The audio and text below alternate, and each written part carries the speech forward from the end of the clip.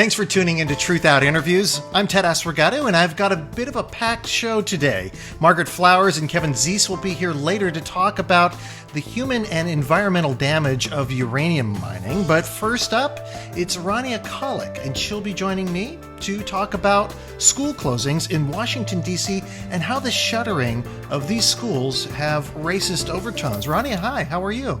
Good. How are you doing today, Ted? Great.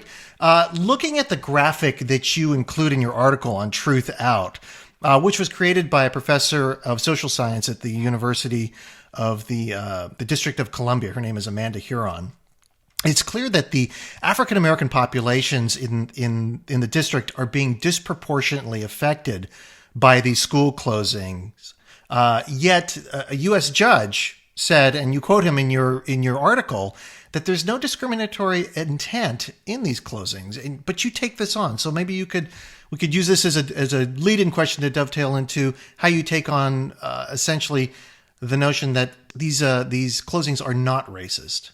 The ruling that you're speaking about, so in D.C., a community organization called Empower DC and a few parents got together and filed a lawsuit against the district and the mayor and the school chancellor for closing 15 public schools this year. And of the 2,700 students who will be affected by those closings, only 2 are white, and the rest are all African American, mostly African American, and I believe a couple Hispanic students. And obviously, that doesn't equal what the population is. That means that over 90% of the students being affected are Black, even though Black students only make up something like 70% or so of students in DC public schools. So, and the majority of students, over 90%, I believe, are also from low-income backgrounds. So you see this discriminatory outcome where you have people of low economic means, of color, whose neighborhood schools are being shut, whereas the white parts of the city are being untouched. And so that's what this lawsuit's about. And a DC judge, he basically, in his ruling, and it was in the lawsuit, this wasn't about the lawsuit. This was just a filing for an injunction until the lawsuit is done with. So basically a temporary halt of the school closings until the lawsuit's resolved. And the judge said no, and he didn't disagree that the outcome was discriminatory. He just said that there's no intent. They can't prove discriminatory intent. It's like he's saying that I need to hear that the purpose of the school closings from the officials making these decisions, we need to hear them say that the purpose is racist, which is really difficult to prove. I mean, that's one of the biggest problems with proving civil rights violations institutionally today is that a lot of judges will say, oh, but the outcome, a discriminatory outcome doesn't necessarily equal civil rights violation, which I disagree with, but that's the ruling that he went with. But he also, in his ruling, claimed that he was sort of a bit condescending towards parents who were complaining about school closings, basically saying that, well, these are failing schools anyways, so these parents, I don't understand why they're trying to keep failing schools open when the district is just trying to send their kids to better schools. So this is actually not true. It's inaccurate to say that because, yes, the schools that are closing, don't meet a majority of them would be considered failing schools by certain DC standards, but the children aren't being sent to better schools. They're being sent to schools of, equal proficiency. So it's not like they're being sent to better schools. And also the judge said that this was better for the students because they would be in more integrated settings, but this is also not true. And this is by the district's own data. The receiving schools, the majority of them almost all of them are all Black schools as well. So you've got kids at all Black poor schools being sent to all Black poor schools or just further away from where they live. It seems that the claim that the underperforming or under-enrolled schools, not underperforming schools, but under-enrolled schools is one of the main metrics that they're using to consolidate these schools, or at least the students into other schools, and then thereby close the schools that are under-enrolled. The district is trying to say that this is a cost-saving measure. This is something we're not trying to discriminate against anybody. It's just that it's very expensive to keep these under-enrolled schools open, but yet you looked into it and you found that was not the case, that to actually close a school is very expensive. Yeah, and this is proven. I mean, a few years ago in 2008, when Michelle Rhee was the chancellor in D.C., and I mean, her name is pretty infamous. Everyone kind of knows who she is. But I believe there were 23 school closings in 2008, and she basically said the same thing. This is because of under enrollment and it's costing too much money, and she said that the cost savings would be somewhere around $10 million at the time, or possibly a little bit less than that, but somewhere around $10 million. She said this would save that much money. And it turns out that, and this is based on the DC auditor's office, not on, some anti-charter school organization. They found that it actually costed 4 times more than anticipated. It was around $40 million to close the 23 schools. A lot of that came from losing money in the property values of the buildings. There's also a lot to be said about the idea of under enrollment, which is what's being used as a justification for closing these schools. What they're saying in DC, the metric is under 300 students. Anything under 300 students is under enrollment. But if you were to actually take under enrollment into account, if that's your metric in DC, that would include 3/4 of DC's charter schools. But that doesn't apply to them. This is only applying to the schools and also doesn't apply to the schools in predominantly white neighborhoods that have really great public schools. They might be under enrolled and have small classrooms, but it doesn't seem to apply to those schools. It's only applying to these schools in these really poor areas where these buildings, I mean, these schools are really, for these children, a lot of them, it's really the only aspect of stability, one of the only aspects of stability in their lives. You talked about Michelle Rhee. She was featured in the film Waiting for Superman. Is that correct?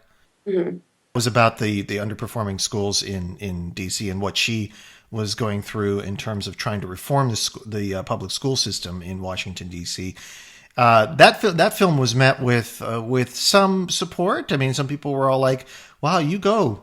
Just if you're gonna take on the system, hopefully you can right this ship and make this a better school district. And she's also a person that is derided because she is part of a movement whereby public schools is seen as something as a failing institute or failing institutions, and the only way that you can change it is by reforming them either into charter schools or through privatization. And this really is about an incremental privatization of the public schools, and DC is sort of I wouldn't say a test case, but it's magnified in what this process is about. And you talk a little bit, or at least you write about this in your article.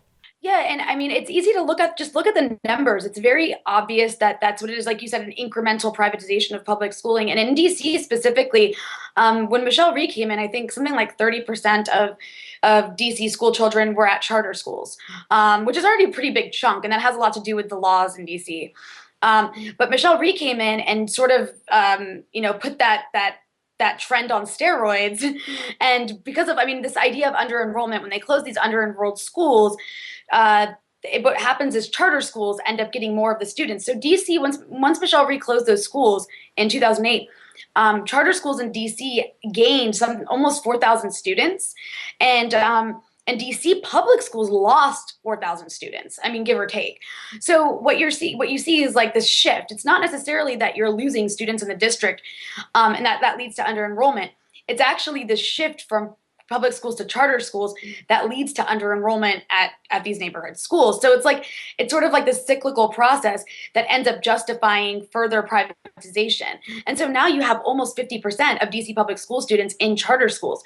And I mean, charter companies make a lot of money off of this. There's a lot of campaign money that goes into it.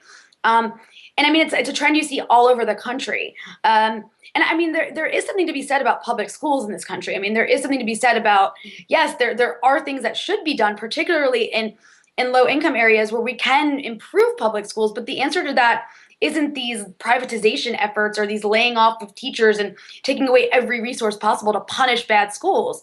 That's not working, and there is absolutely no evidence to suggest it is. There's evidence that suggests it's actually harming children. But still, time after time, you see mayors around the country and cities around the country in these urban areas doing the same thing. And I mean, the only answer that I can think of, or that most people who look at this stuff can think of, is that this is because of privatization. This is because there's like what $500 billion a year gets spent on public education, or more than that. So that's a lot of money.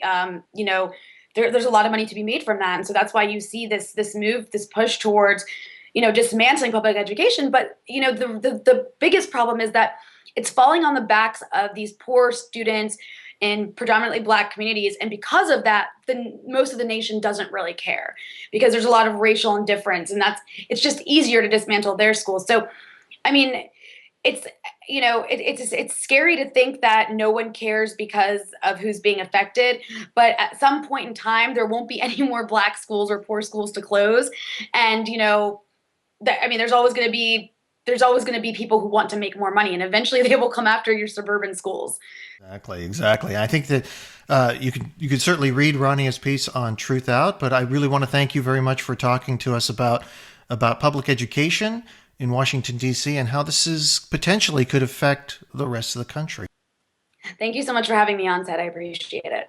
Next up, I'll be speaking to Margaret Flowers and Kevin Zeese about the long-term environmental damage uranium mining is having on populations and regions in the U.S.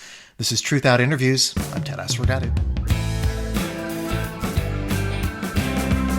Well, with me now are Kevin Zeese and Margaret Flowers. They are the co-hosts of clearingthefogradio.org on We Act Radio 1480 AM Washington, D.C., and they co-direct It's Our Economy and are organizers of the popularresistance.org. Thanks so much for being on Truthout Interviews. Thank you. Thank you for inviting us, Ted. My first question goes to you, Margaret. In your article on Truthout, it's about how poisonous uranium extraction really is and how this extraction process has affected primarily Native Americans in the country, in the U.S. Now, why is this the case? Well, in the United States, at least 60% of our uranium supplies are in areas that are tribal lands. And back in the late 1940s, the United States created the Atomic Energy Commission, which said that anybody who brought out uranium, it would purchase. So that kind of opened this boom. A lot of private companies started mining, and they went to these native lands and set up, their mining operations. The Bureau of Indian Affairs was involved in this and wrote these contracts so that it really took advantage of that population, that native population. They even hired Native Indians to work in these mines and didn't tell them, even though they knew how dangerous it was to mine them. The United States Public Health Service actually started studying the Native Indian miners in the 1950s, and they knew that they were risking cancer, but they didn't tell them while they were studying them that they were being exposed to dangerous levels of radiation. But in fact, there are no safe levels of radiation. Speaking of radiation levels, Kevin, in the article as well, you talk about open pit mining and how this has been happening over the last 40 years. It's had another effect. Uranium dust gets blown across large swaths of the U.S., and it makes its way, that is, into our food system. So maybe you could talk a little bit about that. Yeah, that's right. There's really no safe way to mine uranium. They've tried the traditional, dig into a tunnel and blow it out, and that creates its own problems. Then they've tried the open pit approach, and that has created long-term problems. A lot of these open pit mines were built in the 50s and 60s during the Cold War when nuclear energy was making its rise. And there are still now today several thousand of these open pit mines still open. And the government has refused to really do the kind of testing that's needed to determine what the impact is. There were some who came out there from the University of Michigan to test it and found very high levels of radiation coming out of those mines, 4 times higher than what you see at Fukushima. So it's a very serious problem. What's coming out is dust. Uranium dust that then gets into the wind, into the air, into the water, into the soil. And what we think needs to happen is we need to figure out what the impact of that is. Now, the local politicians, of course, up in the Black Hills area don't really want to admit that this is happening. It's not very good for the tourist industry when people are told that there's radiation dust flying in the air and the water and the soil. And so they don't really want to know the truth. So I think the real key is figuring out how to get the truth out and figure out, no pun there, the truth out, how to get the truth out and figure out really what is going on, because this could be a risk to the breadbasket of the world and a risk to the whole agricultural system in the United States. So it's a serious problem. And it's not just those. There's more open pit mines near the Grand Canyon area. This is a big problem that has been really not looked at and been hidden away, and it's time to put some exposure on it and find out what the real problems are. You know, the nuclear industry, the one that lobbies Congress and tries to get their PR campaign out, they often tout nuclear energy as the less expensive and cleaner alternative to coal and even natural gas. Can you talk about that expense in setting up a new plant and how that translates into the production of energy? And that goes to you, Margaret. There's been a renewed interest in nuclear energy. There's been a ban on uranium mining, but now we know that there are about 26 places where they're seeking permits for uranium mines. But it really doesn't make any sense because it costs now $13 to $15 billion just to build a nuclear power plant, and that's just to build the plant. That doesn't take into account the uranium mining, the transportation of the uranium, the what do you do with the waste. There's really no safe way to handle the waste afterwards. So from an economic standpoint, it doesn't make sense anymore if you factored in the total cost to be using nuclear energy, and it's part of this extraction economy. The extraction energy economy, like the hydrofracking, the drilling, all these extreme forms of getting energy that we need to really get away from. The natives say that their religion is the Mother Earth, and that she put those minerals in the ground for a reason because they need to stay there. No, I tend to agree. You talked about alternatives, and Kevin, in your article, you linked to a book called Carbon Free and Nuclear Free from Arjun Makanjani. Now, I haven't read this book, but what recommendations does he make to achieve what a carbon-free and nuclear-free policy, what would that look like? Well, a carbon-free, nuclear-free energy economy is what we have to strive toward. Now, Arjun comes out of the nuclear industry, and he always thought that a carbon-free, nuclear-free energy economy would be impossible. In fact, Helen Caldicott challenged him to look into this, and he ended up writing this book. And the book actually found that you could achieve a carbon-free, nuclear-free energy economy. He predicted by 2035. I've talked to him since the book came out, and he now predicts with the new technologies available, we could get it down even below 2030 if we focus on it. Now, you have to start, this process not with energy, but with efficiency and with, decreasing waste and decreasing consumption. And that is relatively easy to do because we waste half the energy we use in this country. If you want to really solve the energy problem, the first step is the low-hanging fruit of changing the American way of life away from this wasteful approach. And in the long run, that looks at things like land use planning. So you build communities that are walkable and bikeable, and you don't rely on the car as much. You put in mass transit, so you don't rely on people driving in one vehicle and creating, all the carbon that they create. So it's a change of lifestyle, and then it's a switch to a carbon-free environment and a carbon-free, nuclear-free environment. And other countries are doing this. Germany, for example, is a good model. They relied heavily on coal and nuclear, and they're now closing nuclear plants because they have switched to a program where they dispersed energy production. So every house, every business, every parking lot can become an energy producer.